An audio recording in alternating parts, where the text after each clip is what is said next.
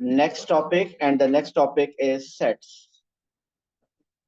Walaikum assalam.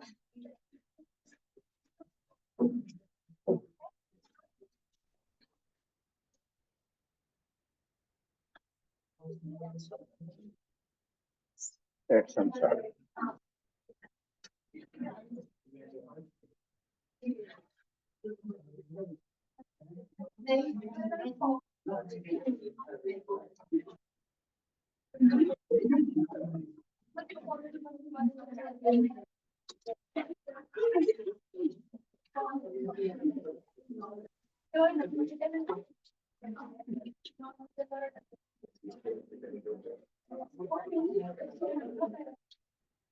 Okay जी, next test जो हमारा अब पहले कल भी मैंने बताया था मंडे को होगा, और उसमें ये टॉपिक भी इंक्लूड होगा जो आज हम स्टार्ट करने लगे हैं, दैट इज सेट्स। इससे प्रीवियस टॉपिक फाइनेंशियल मैथमेटिक्स और उससे प्रीवियस टॉपिक स्टैटिस्टिक्स। ये 3 टॉपिक्स इंक्लूडेड होंगे मंडे को जो टेस्ट होगा, statistics, sets and financial mathematics. Okay जी, स्टार्ट करते हैं। सेट्स। सेट बेसिकली क्या है? Set is a collection of well defined and distinct objects. इस टॉपिक में डिफरेंट नोटेशन यूज होती हैं। हम ऐसा करते हैं, फर्स्ट पेज पे वो सब नोटेशन लिख लेते हैं।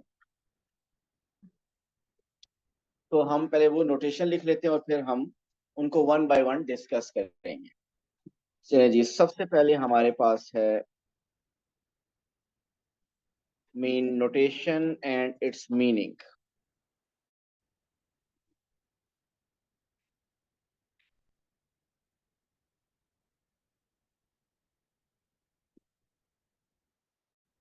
Okay, the first one is, ये जो सिंबल है सी, और सी के मिडिल में इस तरीके से एक लाइन जो आती है, नॉर्मली ये सी ऐसे बनता है और उसके मिडिल में ऐसे लाइन आ जाती है। This is basically belongs to.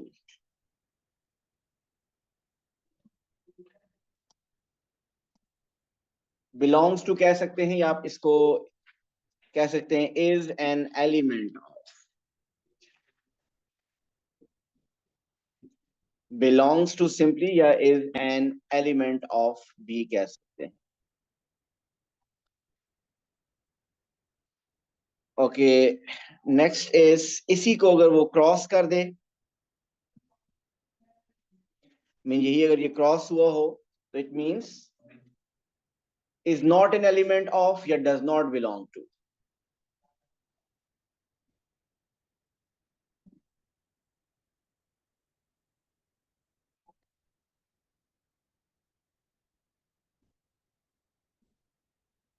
हम इन सबको वन बाय वन डिस्कस करेंगे आगे. Third,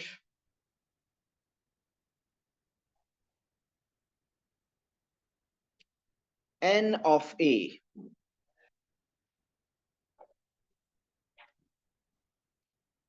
N of a mean number of elements in set A. N of a mean number of elements in set A.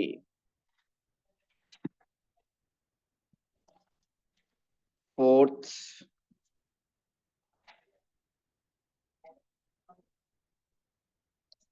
ये इसका circle होगा और उसको यूं क्रॉस किया होगा. इसको हम नॉर्मली फाई कहते हैं, बट यहाँ पे it is empty set. Empty set या इसको आप नल सेट भी कहते हैं.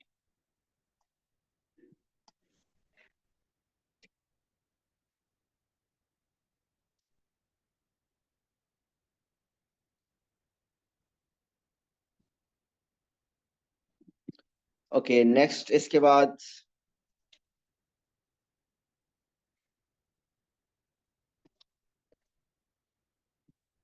ये एंड की तरह का एक सिंबल होगा, which is universal set.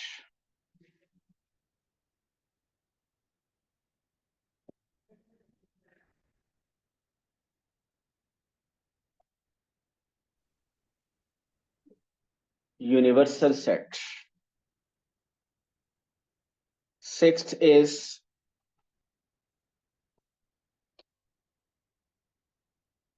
Mean A के ऊपर ए डैश या A prime. This is complement of A.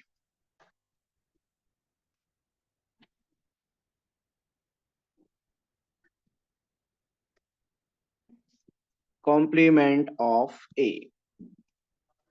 Seventh, this U shape, U is union.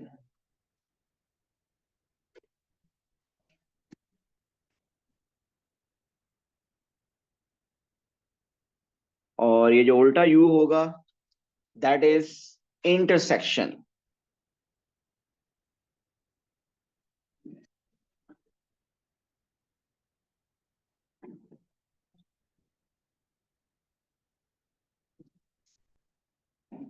Next is this one. I mean ये C shape और नीचे एक line. This is for subset.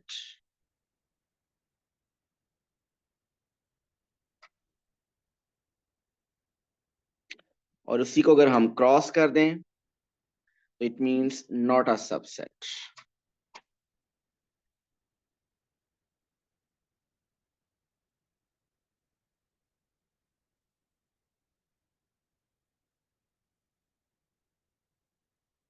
I think so these are the notations. अगर कोई और further topic में करते हुए कोई ध्यान में और आती है तो बता दूंगा. आई थिंक हमने कंप्लीट कर दी है.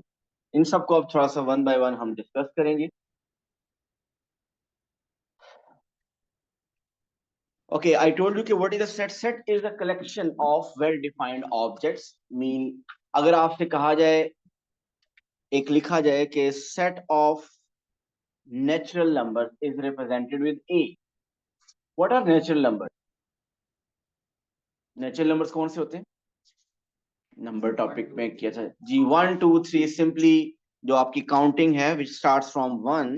So 1 2 3 4 up to infinite. These are the natural set. और अगर इसको एक set of these are natural numbers, इनको अगर हमने सेट की फॉर्म में शो करना हो तो सेट के लिए जो नोटेशन यूज की जाती है वो that is this bracket. This bracket is basically used to represent any set. So this is a set of all natural numbers. If I ask you to write the set B, which consists of whole numbers. So whole numbers में कौन से numbers होते हैं? Yes, सिर्फ zero एक add हो जाता है. जो नेचुरल नंबर्स है उन्हीं में जीरो ऐड कर दे तो that becomes a set of whole numbers. Okay, if the question is to write the set of prime numbers, देखिए आपको numbers जो already आते हैं मैं उन्हीं को सिर्फ sets की फॉर्म में लिखता हूँ. So if I ask you to write the set of prime numbers, और suppose हम prime number को p से represent करें. So what are the prime numbers? You can list them. Prime numbers are those numbers which are not divisible by any other number, mean they have only two distinct factors, one and itself. Mean prime number starts from 2. 1 is not a prime number. 1 is neither prime nor composite. Prime number starts from 2. Next prime number is 3. Next 5. Next 7. Next 11, and so on. You can write multiple prime numbers. So ये prime numbers लिखे. अगर अब आपसे कहा जाए write the set with the name say D, set of square numbers. So square numbers कौन से हैं? What about 1? 1 is a square number? Yes, 1 is a square of 1. 1 is a square number. Next, second square number is 4. 4 is a square of 2. Next square number is 9. Then 16, 25, 36. So this is the set of square numbers. Okay, write another set E, which is a set of cube numbers. So cube numbers are 1, 8, 27. Mean these are the cube numbers. 1 cube is 1, 2 cube is 8, 3 cube is 27, 4 cube is 64, 5 cube is 125, and again up to infinite. So ये मैंने कुछ sets लिखे हैं, और sets जरूरी नहीं है कि सिर्फ नंबर्स में हो. आपका सेट हो सकता है consist of all the things present in this room. अब वो यहाँ पे अगर मैं कुछ एलिमेंट्स लिखूं जो कि इस रूम में प्रेजेंट हैं, सपोज उसको हम रिप्रेजेंट करें सेट एफ से, तो इस रूम में जो जो चीजें अवेलेबल है हम उसको आप लिस्ट कर दें. For example chair, table, board, then multimedia. Mean जो आपके यहाँ पे एलिमेंट्स हैं इस रूम के अंदर, जो भी थिंग्स हैं उनको हम लिस्ट कर दें, तो that will become another set. Okay, now what is if I write a set A which is 2, 5, 7, 13. Now tell me how many elements are there in this set? There are 4 elements. So if I ask you, okay, what is n of A? So n of A means number of elements in this set. So how many elements are there in this set? 4. So n of A will be 4. So for n of A का meaning क्या होगा कि आपके उस set में कितने elements हैं वो आपको बताने. Okay, if I write here 2 belongs to A. देखिए हमने जो नोटेशंस पढ़ी मैं ऐसे उनसे स्टार्ट ले रहा हूँ. ये फर्स्ट नोटेशन थी, इसके बारे में हमने क्या लिखा था कि दिस मींस belongs to, या आप कह सकते हैं is an element of. Is this true to write that 2 belongs to A? क्या 2 belongs to A है या 2 is an element of A? Yes, 2 is an element of the set A. Okay, मुझे ये बताइए 3 is an element of A. Is this correct? No. So 3 is not an element of set A. So how to represent? इसको मैं कैसे लिखूं 3 is not an element of set A? इसी line इसी को मैं यू क्रॉस कर दूंगा. This shows 3 is not an element of set A.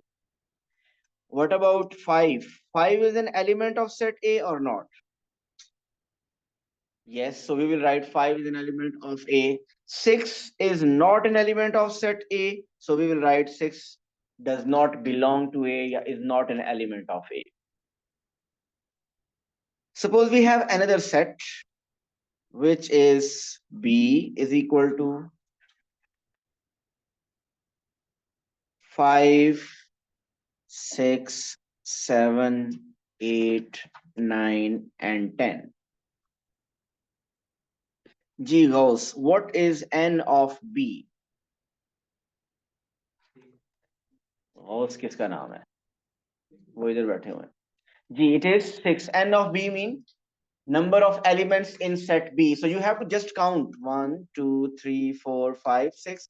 There are 6 elements in this set, so n of b mean number of elements in set b are 6. Okay, 8 belongs to b, is that true? Yes. 7 belongs to b, yes, this is also true. 11 does not belong to b, so how to write it? Does not belong to b, like this. Okay, हमने अभी तक जो notations लिखी उनमें we have discussed the first three. Mean this means belongs to or is an element of. Second one does not belong to, or you can say is not an element of. Or n of a mean number of elements in set A. Okay, next is universal. Sorry, next is empty set. If I say there is a set A having no element, A में कितने elements हैं इस set में? No element, so this is simply an empty set. और empty set को हम phi से भी null set भी इसी को कहते हैं, और इसकी नोटेशन क्या है? phi. ये जो आपका ये जो नोटेशन आपने देखी है इसको क्या कहते हैं? This is phi. phi means की नोटेशन है ये empty set के लिए. अगर आपको लिखा जाए, कहा जाए कि A is empty, या इसको यूं लिखें A is equal to phi, it's the same thing. Mean set A is an empty set. Okay, अब ये जो मैं लिखने लगा हूं A is equal to this one, क्या ये empty set है? Is this an empty set? No. It is a set having one element and that element is phi. देखिए phi की नोटेशन जब लिखी होगी वो ऐसे होगी. ये phi itself क्या शो करता है? empty set. ये भी क्या शो कर रहा है? This is also an empty set. अगर आपको एम्प्टी सेट शो करना है तो टू मेथड्स हैं जिन दोनों पे टिक आ रहा है. मैंने आप सेट्स बनाए, मिडिल में कोई एलिमेंट नहीं लिखा, या मैंने फाइल लिख दिया, it's the same thing, these two are empty set. लेकिन अगर मैं एम्प्टी एक सेट लिखूं और उसके अंदर फाइल लिख दूं, इसका मतलब ये एम्प्टी सेट नहीं है, ये एक सेट है जिसका एक एलिमेंट है, और वो एलिमेंट कौन सा है? File. It's similar to this one. If I say B is a set having one element and that element is 1. इस सेट का एक एलिमेंट है. C is an element C is a set having one element and that element is 3. So ये empty set नहीं है. Okay, अगर आपसे यहाँ पे कहा जाए कि number of, अगर यहाँ पे हम लिस्ट करें उन स्टूडेंट्स को और जिनकी height is more than 5 feet 7 inches अगर हो, तो जिनकी हाइट 5 फीट और 7 इंचेस से ज्यादा होगी वो हम यहाँ पे लिस्ट कर देंगे. किस किस की है भाई? सबसे पहले थोड़ी सी कम है ना, खैर इतना चलेगा नहीं, फिर एक्यूरेट होना चाहिए. सबसे पहले इधर आते हैं, अरकम. नेक्स्ट 5 7 है ना, Mohammad.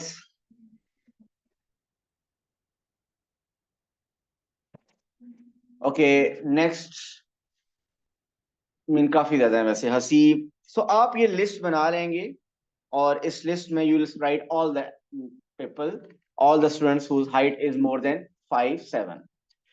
Okay, if I say, mean आपने मुझे ये बताना है कि is that an empty set or not. Okay, there is another set A whose height is more than 6 feet. है कोई? कोई भी नहीं. क्या 6 फीट से ऊपर? नहीं नहीं, 6 फीट 6 फीट से ऊपर किसी की भी नहीं है. आपका शायद डाउट है मुझे, वो 6 हो सकता है.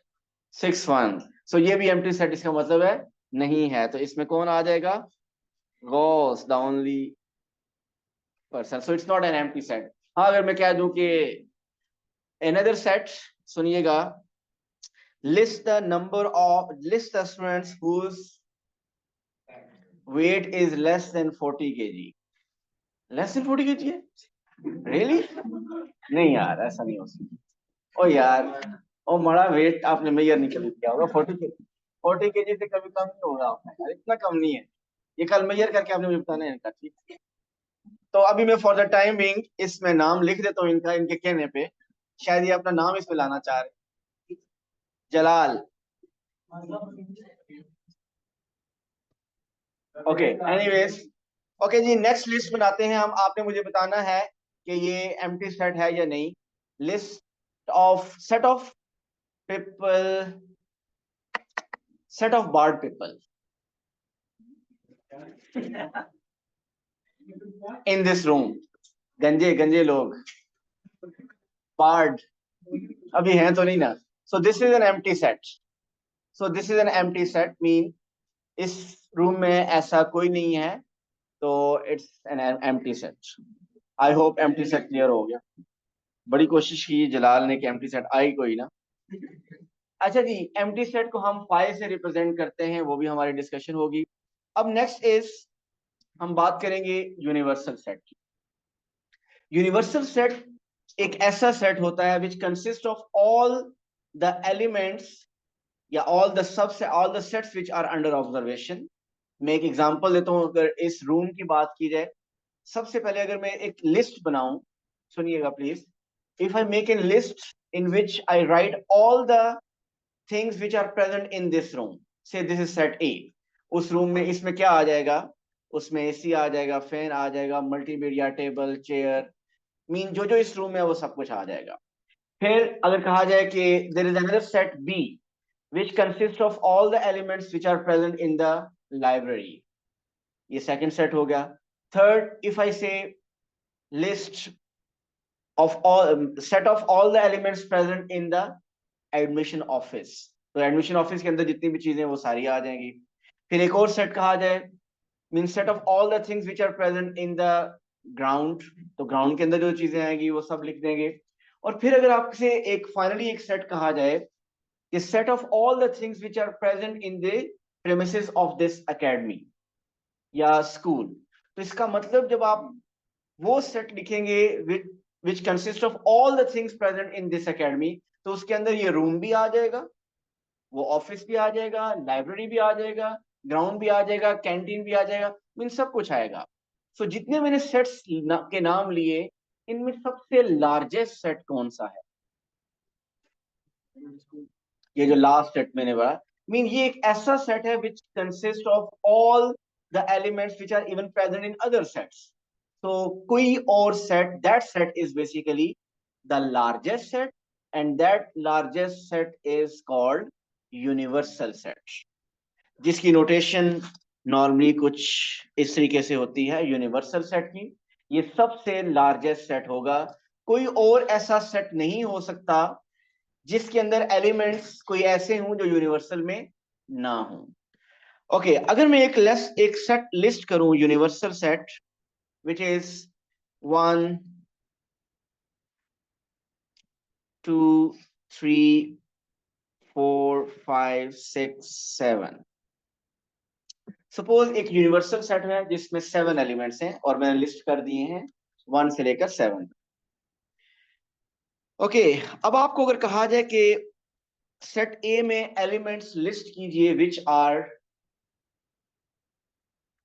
which are divisible by 2। divisible by 2 में 2, देखिएगा जलाल, 2 लिखना है, 4 लिखना है, 6 लिखना है, नेक्स्ट कौन सा लिखना है? 8 नहीं लिखना। यही बताना चाह रहा हूं कि कोई ऐसा, ये जब मैंने स्टार्ट में मेंशन कर दिया कि ये यूनिवर्सल सेट है, कोई और ऐसा सेट नहीं हो सकता जिसके एलिमेंट्स यूनिवर्सल से एक्सीड कर दें, मीन सबसे लार्जेस्ट सेट यूनिवर्सल होगा। आपको इसके अलावा जितने भी एलिमेंट्स होंगे, जितने भी सेट्स लिखने होंगे, वो within the universal set लिखने होंगे, you can't exceed universal set. So जब आपको सिंपली ये कहा कि you have to write the set of divisible by 2, तो आप 2 4 6 लिखेंगे, बट 8 10 वो नहीं लिखेंगे, although they are also divisible by 2, but वो हम नहीं लिखेंगे क्योंकि यूनिवर्सल सेट से हम एक्सीड नहीं कर सकते। जलाल की हंसी से पूछते हैं कि बी में प्राइम नंबर में क्या आएगा? 7 आएगा और 1 नहीं आएगा। 1 आएगा। मुझसे क्यों पूछ रहे हो यार? 5 आएगा। जी 5 आएगा और 7 आएगा, ये जलाल कह रहे हैं। हसीब करेक्शन करें।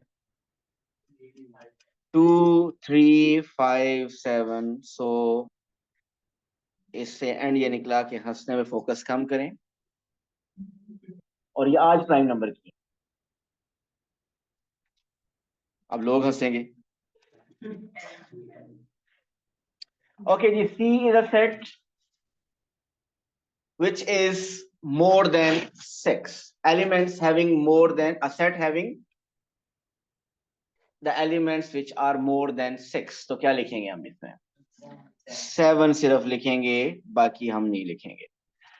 जी क्लियर है ये? मोर देन 6, सो मोर देन 6 में सिर्फ 7 ही हम लिखेंगे। ओके जी, अब आगे फर्दर इसी में मुझे बताइए, what is n of a? It is 3. N of a is 3, mean number of elements in set A are 3. What is n of b? It is 4. Number of elements in set B are 4. N of C mean number of elements in set C. They are 1. So universal set हम कर चुके हैं। ए largest set होता है, किसी और set में universal set से एलिमेंट ज्यादा नहीं हो सकते। ओके जी, आगे आते हैं यूनियन, इंटरसेक्शन एंड कॉम्प्लीमेंट की तरफ। अगर आपके पास एक यूनिवर्सल सेट गिवन हो,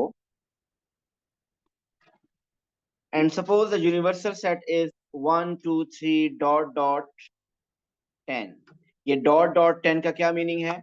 इसमें कौन से एलिमेंट्स हैं? 1 2 3 4 5 6 7 8 9 and 10।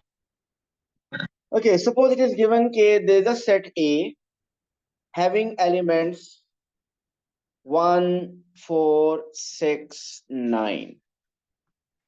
There is another set B having elements 4 5 7 9 and 10। सबसे पहले हम बात करते हैं ए प्राइम, जिसको हम ए कॉम्प्लीमेंट कहते हैं। जी, ए कॉम्प्लीमेंट का क्या मीनिंग होगा? ए कॉम्प्लीमेंट में, A complement mean you need to write the elements of the set of the universal set which are not in A. A prime mean, A prime या A complement का meaning है कि आपने A के elements नहीं लिखने, elements जो A में नहीं है वो लिखने हैं, other than A, outside A। तो व्हाट इज A प्राइम? तो A में एलिमेंट्स है 1 4 6 9, so you have to write all the elements which are not in A। so A में कौन से एलिमेंट्स नहीं है? 2 3 5 7 8 and 10। So A prime mean we need to list the elements which are not in A। But again हम universal set से exceed नहीं करेंगे। अगर A में देखा है तो A में तो 11 भी नहीं है, बट वो हमने नहीं लिखना क्योंकि यूनिवर्सल सेट को हमने क्रॉस नहीं करना। सो A प्राइम आ गया। अब B प्राइम बताइए भाई। जी, B prime which are not in B. So B में कौन से एलिमेंट्स नहीं है? 1 2 3 6 and 8। So these are the elements of set B prime। B prime, B complement mean which are not in B, outside B। जी clear है ये? जी, prime mean complement find करना आ गया। A complement, B complement mean A complement लिखते हुए हमने ए के एलिमेंट्स नहीं लिखने, ए के अलावा बाकी सब लिख देने। बी कॉम्प्लीमेंट मीन हम बी के एलिमेंट से लिखेंगे, बी के अलावा बाकी सब लिख देंगे। Okay, next is A U B mean A union B. You have to find the union of A and B. So union का क्या मीनिंग, जनरली यूनियन का मीनिंग क्या होता है जी? Union, A union B mean आपको A और B के एलिमेंट्स को कंबाइन करके एक सेट में लिख देना है। मीन ए यूनियन बी एक ऐसा सेट होगा which consist of all the elements of set A and B। Mean आपने A और B के एलिमेंट्स को कंबाइन करके एक सेट के अंदर लिख देना, that will be A union B। But repetition नहीं करनी। मीन अगर कोई सेट, कोई एलिमेंट ऐसा है जो A और B दोनों में आ रहा है, वो 2 टाइम्स नहीं लिखना, वी विल राइट 1 टाइम। सो आप A के एलिमेंट्स और B के एलिमेंट्स, सब एलिमेंट्स A यूनियन B में लिख देंगे कंबाइन करके, that will be A union B। जी बताइए, अगर ए और बी के सब एलिमेंट्स हमने लिस्ट करने हैं, 1 4 5 6 7 9 and 10, so you can see we have listed all the elements of set A and B in A union B। whenever the question is to find A union B, so you have to list all the elements of A and B। आप देख सकते हैं 1 4 6 9 A के elements 1 4 6 9 यहां list हुए हुए। B के element से 4 5 7 9 and 10, so 4 5 7 9 and 10, so B के भी सब एलिमेंट्स हैं। तो A और B सब के एलिमेंट्स को लिस्ट करके हमने इसमें लिख देना है। कोई मसला नहीं है, अगर ऑर्डर नहीं है तो कोई प्रॉब्लम नहीं है, लेकिन अगर नंबर दूं तो बेहतर है कि आप ऑर्डर में लिखा करें, बट इससे मार्क्स नहीं कटेंगे आपके। हाँ, रेपिटेशन नहीं होनी चाहिए, ऐसा नहीं होना चाहिए कि जो 9 दोनों में आ रहा है तो 2 टाइम्स नहीं लिखना, सेट्स में रेपिटेशन नहीं होती। ओके, नेक्स्ट इज यूनियन का ऑपोजिट आपके पास यहाँ पे उल्टा यू जब आएगा, दैट इज, जी बिल्कुल आयमन, हो सकता है यूनियन समटाइम्स यूनिवर्सल सेट के इक्वल होगा।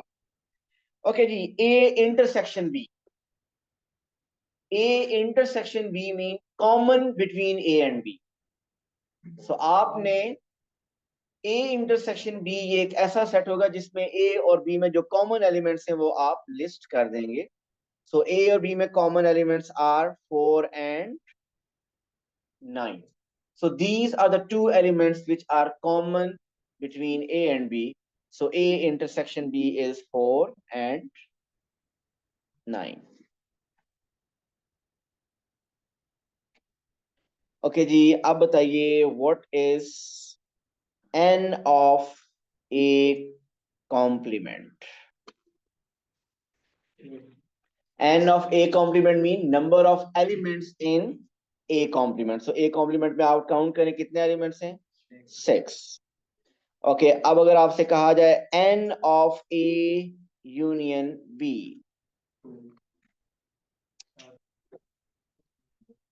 थोड़ा सी डिफरेंस, 2 और 7। सो n of A union B में, A यूनियन B में आपने काउंट करने हैं कितने एलिमेंट्स हैं, दे आर 7। और n of A intersection B mean number of elements in set A intersection B, it is 2। Okay जी, next question, we have another universal set which is 1 2 3 4 5 6 and 7। there's a set A which is 1 2 and 4, set B is 4 5 6 and 7।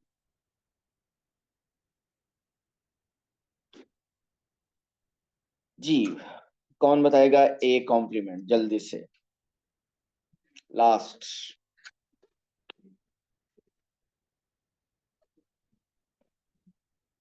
जी बताएं। 3 5 3 5 6 and 7। Okay, next is B complement, बताएंगे Arif.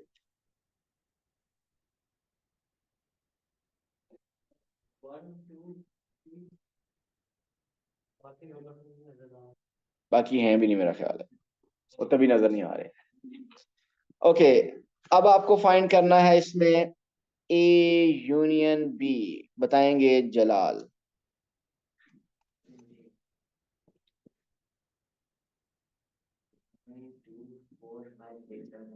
1 2 4 5 6 7, this is A union B.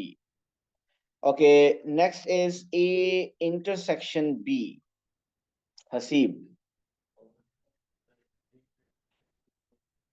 it is 4. Next is A union B whole complement. Okay, कुछ काफी लोगों को ये आता भी होगा। अब इस क्वेश्चन में 2 ऑपरेशन आ रहे हैं, मीन यूनियन भी आ रहा है और कॉम्प्लीमेंट भी हो रहा है।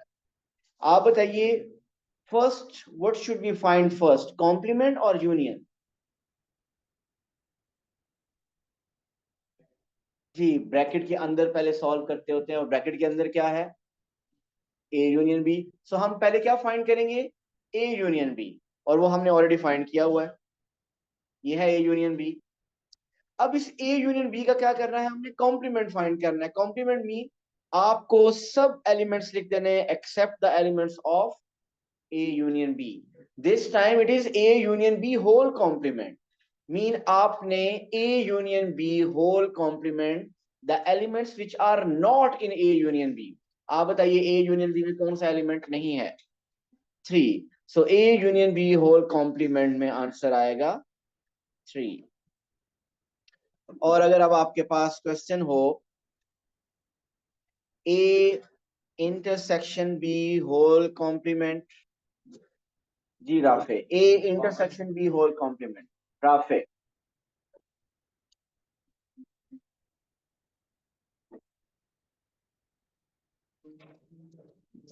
इसमें बताइए इंटरसेक्शन पहले फाइंड करना है या कॉम्प्लीमेंट? इंटरसेक्शन। और आप देखिए इंटरसेक्शन हमने ऑलरेडी किया हुआ है। आपने जब ए इंटरसेक्शन बी फाइंड किया हुआ है 4, अब इस ए इंटरसेक्शन बी का कॉम्प्लीमेंट फाइंड करना है। इसका मतलब you have to write the elements which are not in A intersection B. अब ए इंटरसेक्शन बी में कौन से एलिमेंट्स नहीं है? सो 4 के अलावा आप 1 2 3 5 6 7 ये लिख देंगे। Okay, next is please A complement intersection B complement. ये पैकिंग थोड़ी देर बंद रखेंगे आप? जी आप बताइए। A complement intersection B complement. Wait wait,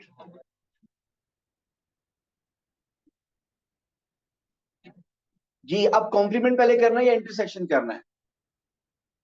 now we have to find first A complement, then B complement, and then their intersection. अब देखिए ए कॉम्प्लीमेंट भी ऑलरेडी हमने फाइंड किया हुआ है, बी कॉम्प्लीमेंट भी ऑलरेडी हमने फाइंड किया है। इन दोनों का इंटरसेक्शन, आप देखिए इन दोनों में कॉमन एलिमेंट्स कौन से हैं? So in दोनों में common elements is only 3. So A complement intersection B complement is 3.